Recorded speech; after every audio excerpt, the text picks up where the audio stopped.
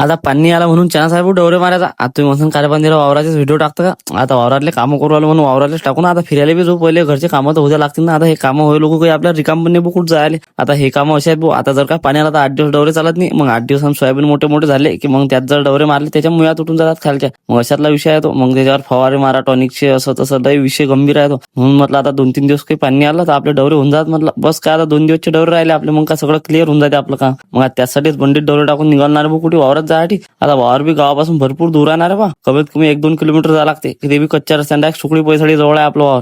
घरापासून निघालो कमीत कमी 40-45 मिनिटं लागतात वावरात जायला. वावरात पोहोचलो बा डवरे गिवरे काढले जुतले गिरले पद्धतशीर पैकी 3 डवरे जुतून पाहिले पहिले. 3 डवरे झाले मग काय 2-4 मुलं ना काढले डायरेक्ट बसून राहिलो बा आपण सोलर खाली. म्हटलं काय तर बा ऊन बेकार तर पुरा त्यातनी गरमाट बी होऊन राहिली. एक डवरं सोडून टाकला आपण. म्हटलं चालल्या 2 डवऱ्यानं काम चांगलं होते. सोयाबीन बी पतलाय दबून बी राहिला कुठे कुठे. मग डायरेक्ट दुपारून जेवण करायच्या वेळेस बैल बांधून टाकत यायला मस्तपैकी कुठारा आणलं द्यायला. मला तुम्ही रिलॅक्स करा आम्ही आरामशी जेवण करतो. आता ते यंदा धामधूम मध्ये पेरणं गेलं त्याच्यानं थोडंसं पतलं झालं पेरणं. कारण की पट्टावास बी मारली बुळ्या बी पडले वावरात. नाही तर भरपूर बी असं आहे की ते निघाली. आणि काय की यंदा बियाणे बी बोगस गेले. लय जणांची असं सोयाबीन निघालेच निघणार बा डायरेक्ट. काही जणांची अशी परिस्थिती व्हायला. आता आपल्या वावराच्या शेजारी 27-28 एकर डायरेक्ट पराठीची लाव बंद करलाय. आज ते आपल्या गावातले बी बाहेर गावचे आहेत. ततून त्याचं नियोजन पाहायसाठी आपण डायरेक्ट 2 ट्रॅक्टर आणि त्याचा तालच वेगळा होता.